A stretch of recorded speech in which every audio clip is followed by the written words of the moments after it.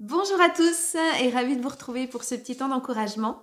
Je vous propose aujourd'hui la lecture d'un texte qui se trouve dans ce livre Où est ta foi de John Bloom. Alors je ne sais pas si vous le connaissez, si vous ne le connaissez pas, je vous invite vraiment à vous le procurer. C'est un livre qui relate les histoires de différents protagonistes de la vie de Jésus et avec une idée un petit peu romancée de qu'est-ce que ça aurait donné si ces personnages-là avaient été à cette place-là. Et donc voilà, je vous propose le texte qui se trouve page 127 dans le livre, avec le titre « Quand tu ne sais pas dans quelle direction avancer ». Voilà le passage qui nous est rapporté au début. Jean 21, 3. Simon-Pierre leur dit « Je vais pêcher ». Ils lui dirent « Nous allons aussi avec toi ». Ils sortirent et montèrent aussitôt dans une barque, mais cette nuit-là, ils ne prirent rien.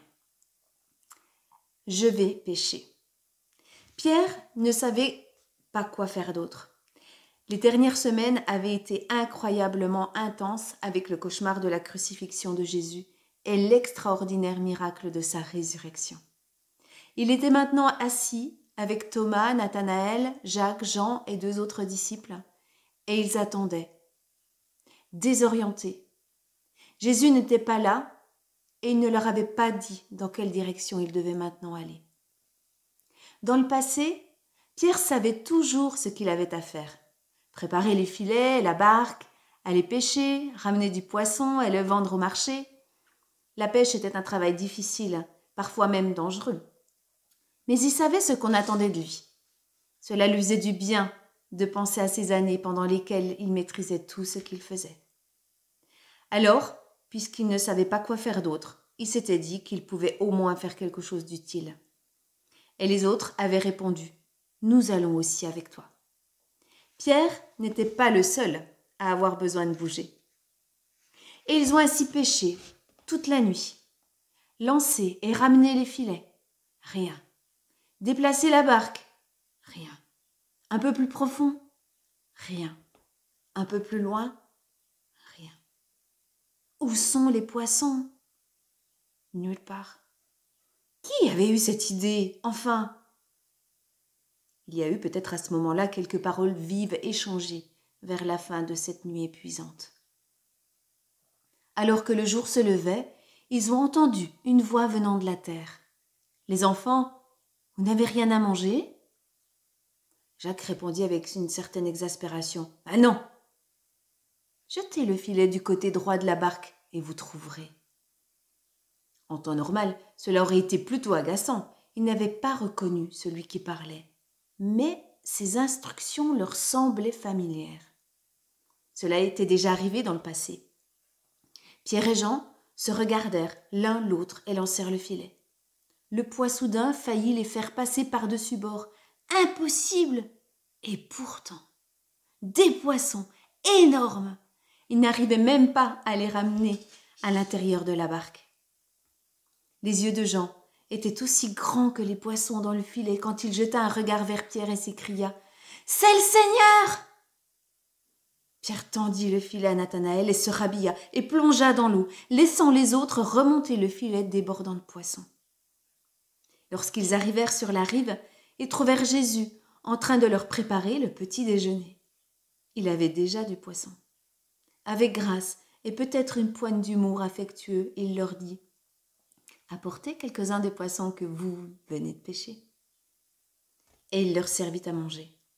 Et ensuite, Jésus donna à Pierre des directives pour la suite des événements. C'est tellement typique de Jésus, toujours en train de conduire et de servir avec grâce. Des disciples complètement ébahis, confus. Et puisque nous, ces disciples du XXIe siècle, sommes tout aussi facilement confus, c'est une bonne chose de nous rappeler quelques-uns des principes qui ressortent de cette histoire. Le premier, attendre Jésus, est une expérience habituelle chez les disciples. Parfois, nous attendons une direction.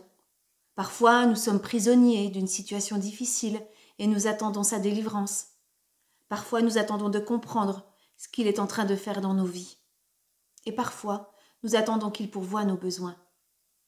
Le timing de Jésus et ses objectifs ne sont pas toujours clairs pour nous, mais ils sont toujours ce qu'il y a de meilleur pour nous.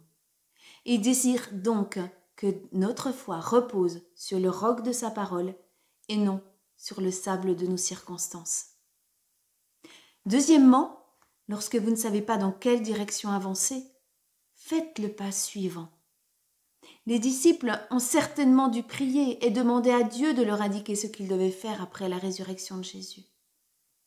Mais ils n'avaient pas reçu de réponse claire pour l'instant. Aller à la pêche semblait être une bonne idée, après tout. En fait, c'était exactement ce que le Seigneur voulait qu'ils fassent. Jésus était bien en train de les guider, mais d'une manière différente cette fois-ci. Alors qu'ils faisaient le pas suivant, Jésus est venu à leur rencontre pour les diriger. Troisièmement, Jésus est parfaitement au contrôle de tout. Pierre et ses amis étaient des pêcheurs expérimentés. Ils ont travaillé dur et pourtant, ils n'ont rien attrapé. Mais au matin, ils ont découvert, une fois de plus, que Jésus règne en maître sur leurs décisions, sur le bateau, la mer, les poissons et sur le temps. Et pour terminer, Jésus est constamment en train de nous servir, même quand nous ne le voyons pas. Il nous sert de toutes sortes de manières. Il paie pour nos péchés. Il fait de nous ses disciples. Il attire vers nous les poissons que nous pêchons. Il nous sert le petit déjeuner sur la plage. Il nous conduit vers notre demeure éternelle. Jésus aime être au service de ceux qui comptent sur lui. Et il intercède auprès du Père pour chacun de nous. Quand on suit Jésus, on traverse parfois des périodes d'activité intenses qui sont source de confusion, mais aussi parfois des périodes de longue attente, tout autant source de confusion. Il ne veut pas que nous paniquions. Dans une situation comme dans l'autre, il reste au contrôle de l'une et de l'autre. Quand vous ne comprenez pas sa manière d'agir, faites confiance à sa parole. Et quand vous ne savez pas dans quelle direction avancer, faites juste le pas suivant. Soyez bénis.